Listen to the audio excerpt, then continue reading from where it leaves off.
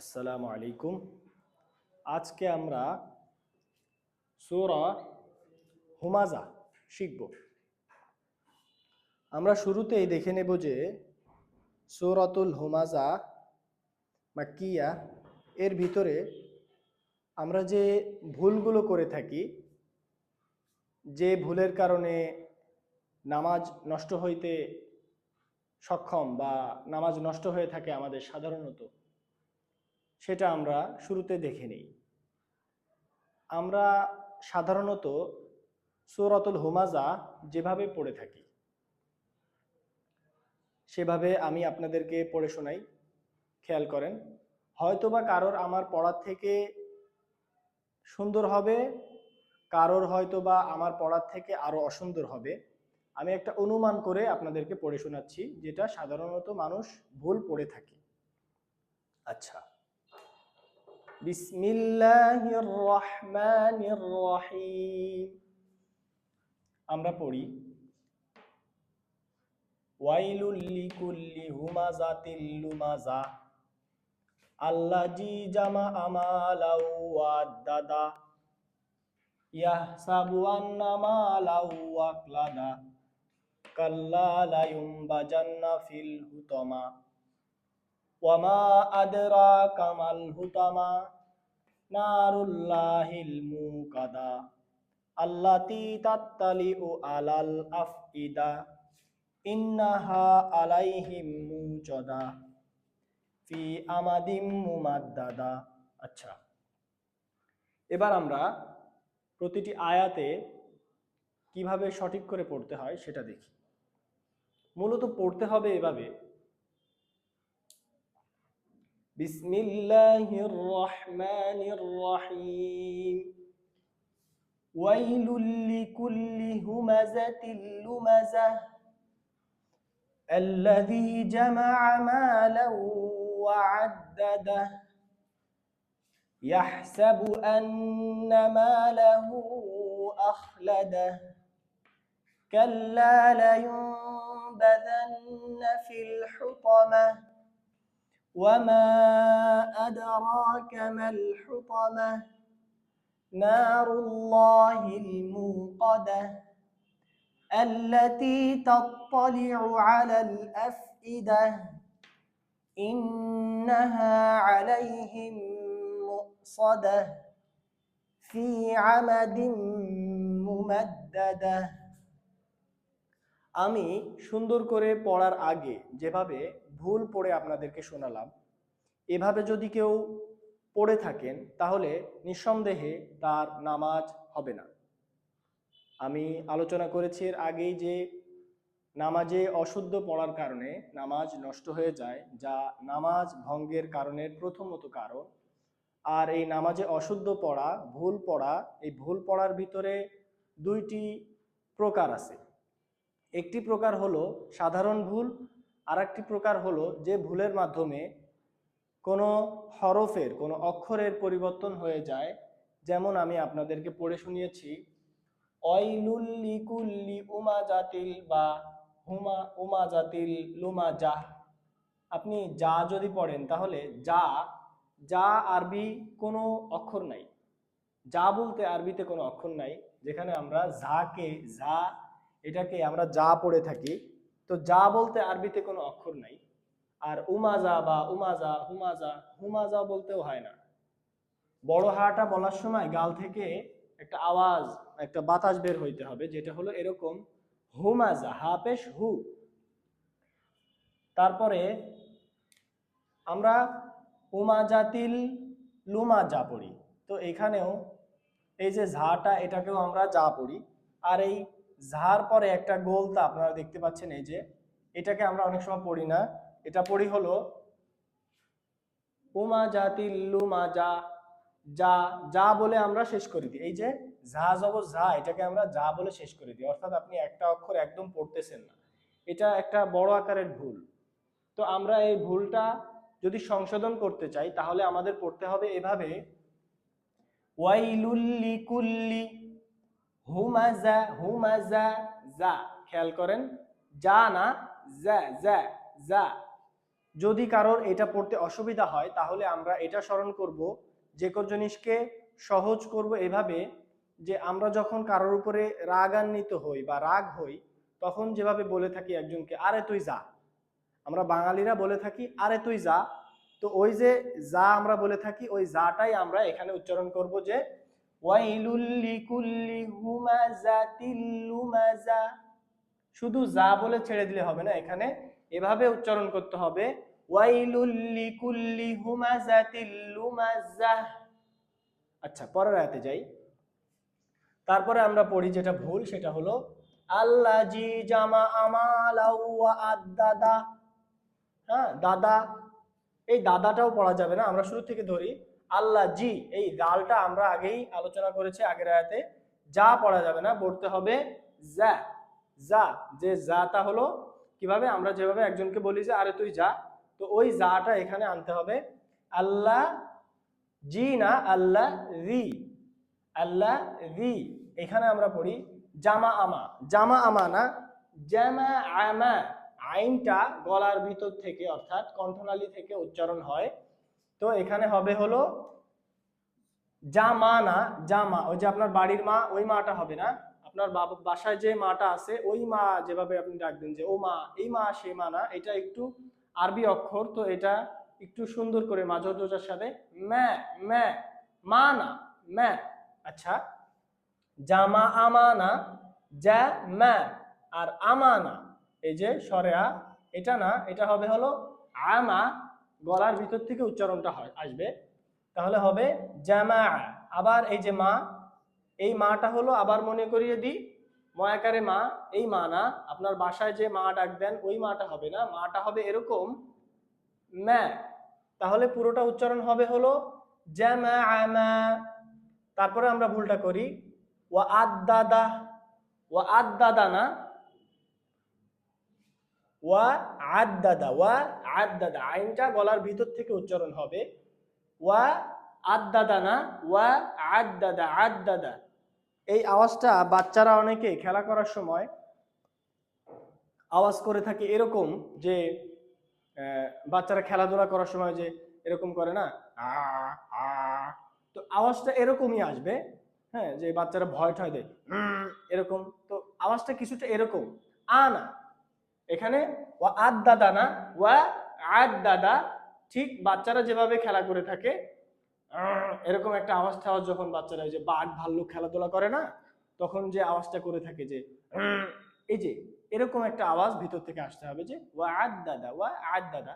আবার বেশি শক্ত হবে না, আইন এটা মূলত নরম, কিন্তু পড়তে গেলে মনে হয় যে এটা যেন শক্ত, কিন্তু এটা আসলে আইন এটা নরম।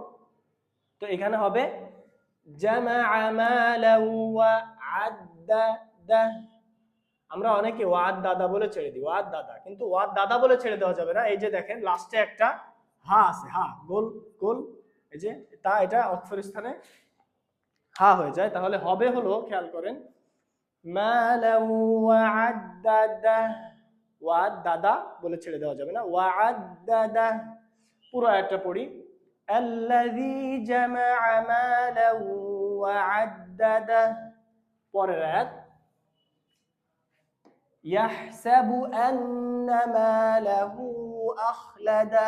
আমরা যে ভুলটা পড়ি সেটা হলো ইয়াহসাবু পড়ি আমরা, হা দুইটা গুলিয়ে ফেলি। হা হলো দুইটা, একটা বড় হা একটা ছোট হা, এখানে ছোট হা আসছে। তো ইয়াহসাবু না, বড় হাটা গাল থেকে উচ্চারণ হয়, ছোট হাটা গলা থেকে উচ্চারণ হয়। তো এটা হবে হলো ইয়াহসাবু, যেভাবে একটা সাপ ফানা ধরলে যে আওয়াজটা হয়, বা মানুষ যখন রাগ হয় একটা আওয়াজ হয় এরকম একটা, ঠিক এরকম আওয়াজটা বের হবে, খেয়াল করেন, এরকম ইয়াহসাবু। আচ্ছা, সাবু না, সাবু হবে না, সাবু, সাবু। বা উচ্চারণ হয় হলো দুই ঠোঁট থেকে, এই যে এখান থেকে দেখেন বু, তো হবে হলো ইয়াহসাবু। আচ্ছা, আন্না না, আন্না। আন্না না, আন্না। আমি আগেও এটা আলোচনা করেছি, আমাদের যাদের আরবি হরফ উচ্চারণ হয় না তারা আমরা এভাবে উচ্চারণ করব, একটা কলম বা একটা মেসওয়াক বা হাতের এই আঙ্গুলটা দুই দাঁতের মাঝখানে যখন আপনি নিবেন তখন সাধারণভাবে দুই দাঁত দিয়ে আটকে ধরবেন এভাবে। এবার আপনি আটকে ধরার পরে আপনি প্রত্যেকটা হরফই উচ্চারণ করবেন এভাবে, যে আন্না। আপনার যখন আন্না হয়ে যায় তখন আপনি কিভাবে এটাকে সংশোধন করবেন? আন্না। আচ্ছা, ইয়াহসাবু আন্না, মানা মা, লাহু আখলাদা। খ বলার সময় যে আওয়াজটা বের হয়, যে আওয়াজটা আমরা থুতু, গাল থেকে থুতু নির্গত করার সময় যে একটা আওয়াজ করি, খ বলার সময় এরকম একটা আওয়াজ গাল থেকে নির্গত হবে, সেটা হলো আখলাদা। আমরা অনেকে এখানে ভুল করি, সেটা হলো ইয়াহসাবু আন্না মালাহু আখলাদা। দা বলে শেষ করা যাবে না, আপনি খেয়াল করেন এখানে একটা হা আছে, এটা উচ্চারণ এভাবে করতে হবে, ইয়াহসাবু আন্না মালাহু আখলাদা। আচ্ছা, পরের আয়াত। এখানে আমরা পড়ি কাল্লা লা ইউমবাজান্না, বাজান্না ফিল হুতমা। কাল্লা না, কাল্লা। এই অক্ষরটাও এভাবে সহজে উচ্চারণ করা যায়। কাল্লা যদি কারোর হয়ে যায় তাহলে এটা ভুল। কাল্লা, কাল্লা। আচ্ছা, কাল্লা লা ইউমবাজান্না হবে না, এখানে হবে হলো এই যে লায়ুমবাজান্না, লায়ুমবাজান্না। তারপরে হলো ফিল হুতমা না, ফিল হুতমা, ফিল হুতমা, ফিল হুতমা। এভাবে আমি আবার সুন্দর করে পড়ে শোনাই, কাল্লা লায়ুমবাজান্না ফিল হুতমা। পরের আয়াতে যাই। আমরা এখানে ভুল করি, ওয়ামা আদরাকা মাল হুতমা, কিন্তু ওয়ামা আদরাকা মাল হুতমা হবে না, হবে হলো ওয়ামা। মিম আপনাদেরকে আগের আয়াতে ঠিক করে দিয়েছি, ঠিক ওইভাবেই ওয়ামা আদরা। এই দালটা হলো কফের মতো, যেভাবে একটা বল দেওয়ালে ছুঁড়ে মারলে ফিরে আসে, এটাকে বলা হয় আরবিতে কলকলা। তো এভাবে ফিরে আসবে, যেমন আক, তো আদে, আক আদে। আপনাদেরকে আগের ক্লাসে আলোচনা করেছি যে কফ এটা কলকলা, অর্থাৎ বারবার উচ্চারণ হয় এরকম একটা হরফ, যেমন আক, তো এখানে আদে। তো এখানে আপনার এটা হইতে হবে, আদ্র বলা যাবে না, বলতে হবে ওয়ামা আদরা। তারপরে হলো কামাল না, ক্যামাল, ওয়ামা আদরা ক্যামাল, ক্যামাল। হুতমা না, হুতমা, ওয়ামা আদরাকা মাল হুতমা।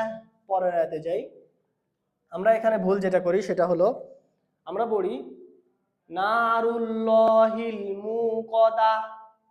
আরবি পড়ার সময় আমরা একটা জিনিস খেয়াল রাখবো, আমাদের মুখটা যেন স্বাভাবিক থাকে। আরবি এটা আল্লাহ পাকের, আরবি এটা হলো সুন্নতি ভাষা, নবীজি এই ভাষা ব্যবহার করেছে, এবং কোরআনে কারিম এটা হলো আল্লাহ পাকের বাণী। তো এটা বলার সময় আমাদের মুখ যেন বিকৃতি না হয়ে যায়, যেভাবে আমরা পড়ে যাই। আমরা অনেক সময় পড়তে যে এরকম পড়ি নারুল্লাহিল মুকাদা, কেমন যেন আমরা চিল্লাইতেছি, গাল অনেক ফাঁকা হয়ে যাইতেছে না, গালটা স্বাভাবিক থাকবে, যেমন এরকম যে নারুল্লাহিল মুকাদা, নারুল্লাহিল মুকাদা। আচ্ছা, আমরা পরের আয়াতে যাই।